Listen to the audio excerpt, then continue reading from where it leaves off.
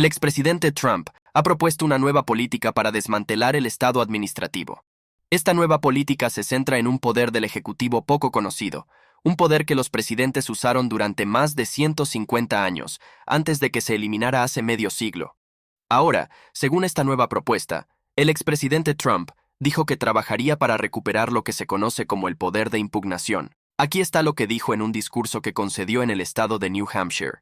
Today I'm proposing another new policy that will help us drain the swamp. To stop Biden's wasteful spending and crippling inflation, I will fight to restore the president's historic impoundment power. A lot of you don't know what that is. For 200 years, the president had the right to block unneeded spending and return the funds directly to the Treasury. They stopped that. Congress unconstitutionally probably attacked the impoundment power in 1974, but it will come back. We're going to bring it back, and we will squeeze the bloated federal bureaucracy, and we'll, instead of just having to just spend it, we're going to reduce our debt. Si nunca ha oído hablar del poder presidencial de impugnación antes, no es el único.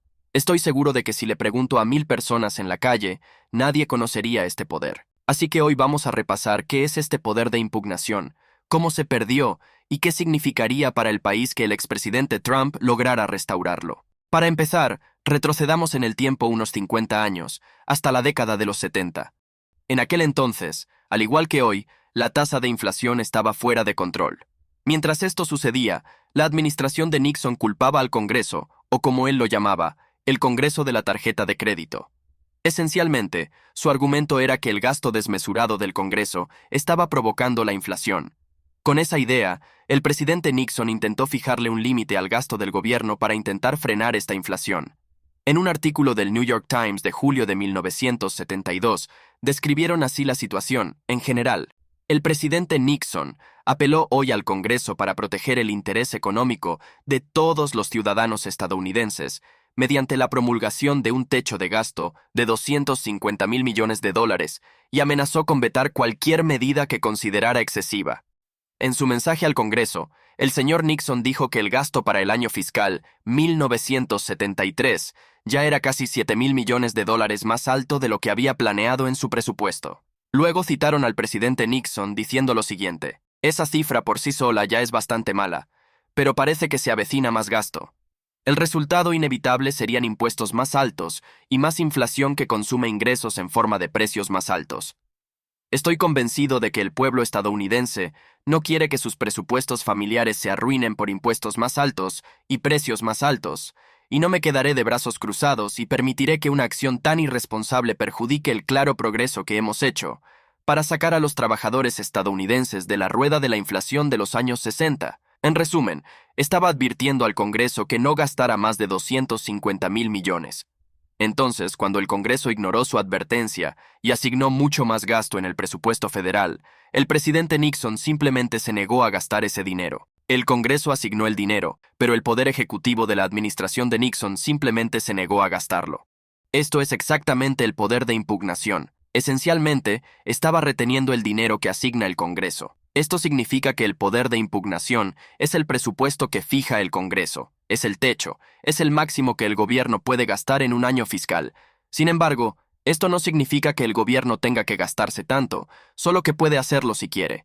La idea es que la rama ejecutiva del gobierno, es decir, la Casa Blanca, aún puede decidir si se gasta ese dinero o no. Es un poder presidencial que se ha utilizado durante más de 150 años, comenzando con la administración de Jefferson. Todo eso cambió bajo la administración de Nixon. Después de verse debilitado políticamente por el escándalo de Watergate, el presidente Nixon firmó a regañadientes una legislación que, efectivamente, cedió por completo el poder de impugnación, tanto el suyo como el de todos los presidentes posteriores. Así es como un artículo del New York Times de 1974 describió la situación general.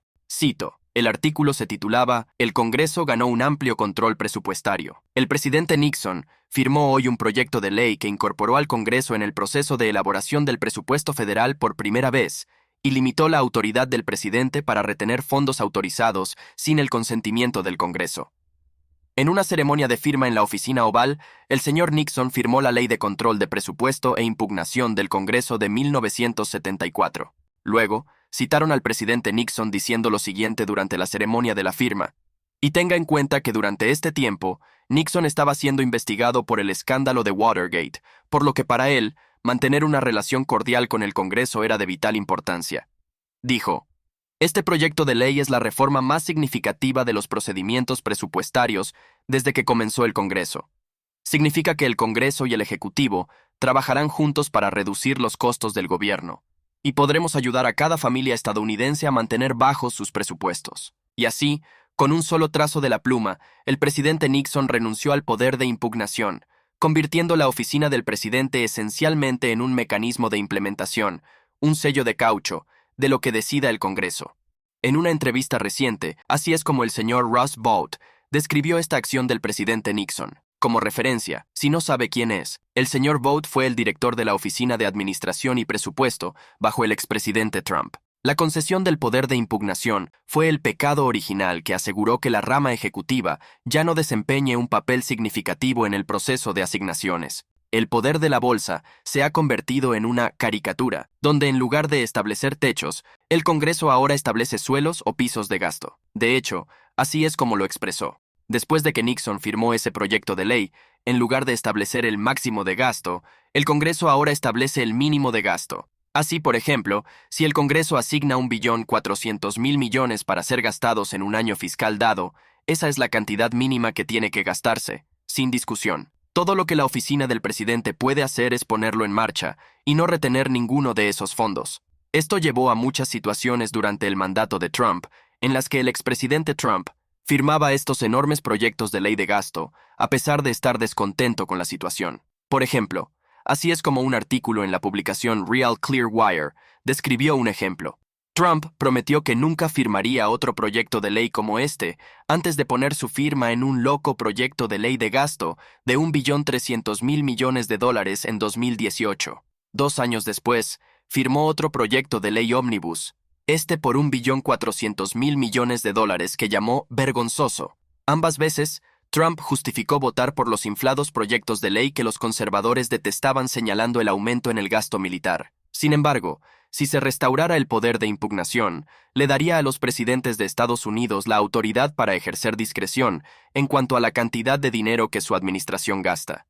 Y curiosamente, si recuerda durante el mandato del expresidente Trump, hizo algo similar a esto, similar a la impugnación, cuando congeló casi $400 millones en ayuda exterior que estaban destinados a Ucrania. A pesar de que los fondos fueron asignados por el Congreso, decidió congelarlos y, al hacerlo, el expresidente Trump fue acusado de violar la Ley de Control de Presupuesto e Impugnación del Congreso de 1974, la misma ley que fue firmada por el expresidente Richard Nixon, y por supuesto, fue luego acusado por la Cámara de Representantes debido a una llamada telefónica que tuvo con el presidente Zelensky sobre este dinero en particular. Sin embargo, según el señor Russ Vought, nuevamente el director de la Oficina de Administración y Presupuesto bajo la administración de Trump, esto no fue técnicamente una impugnación. Aquí está específicamente lo que dijo sobre la congelación de los fondos ucranianos. La razón por la que no hubo una impugnación fue porque no teníamos la autoridad para simplemente quedarnos con el dinero y no gastarlo. Si hubiera habido un nuevo paradigma, la administración potencialmente habría tenido la capacidad de ir más allá y quedarse con el dinero. Así que con todo esto como contexto general, parece que el expresidente Trump está haciendo de la restauración de la autoridad presidencial de impugnación una de las plataformas clave de su campaña. Por ejemplo, en un video de campaña que lanzó en las redes sociales, el expresidente Trump describió un plan para restaurar esta autoridad con el fin de aplastar lo que él llama el Estado profundo. Aquí está la parte relevante de ese video. Under our system of government, it was undisputed that the president had the constitutional power to stop unnecessary spending through what is known as impoundment. Very simply, this meant that if Congress provided more funding than was needed to run the government, the president could refuse to waste the extra funds and instead return the money to the general treasury and maybe even lower your taxes, although we did give you the biggest tax reduction in history. Thomas Jefferson famously used this power, as did many other presidents, until it was wrongfully curtailed by the Impoundment Control Act of 1974. Not a very good act. This disaster of a law is clearly unconstitutional a blatant violation of the separation of powers. When I return to the White House, I will do everything I can to challenge the Impoundment Control Act in court and, if necessary, get Congress to overturn it. We will overturn it. I will then use the president's long-recognized impoundment power to squeeze the bloated federal bureaucracy for massive savings. This will be in the form of tax reductions for you. This will help quickly to stop inflation and slash the deficit. To prepare for this eventuality, on day one, I will order every federal agency to begin identifying large chunks of their budgets that can be saved through efficiencies and waste reduction using impoundment. Y esa es la historia de la impugnación, cómo se perdió y el nuevo impulso para restaurarlo con el fin de desfinanciar la burocracia federal. Sin embargo, hacer esto no sería una tarea pequeña, porque la ley que Nixon firmó, la Ley de Control de Presupuesto e Impugnación del Congreso de 1974, tendría que ser derogada por el Congreso, y buena suerte logrando que renuncien a su poder. Así que, lo más probable es que tendría que ser declarada inconstitucional por la Corte Suprema de los Estados Unidos.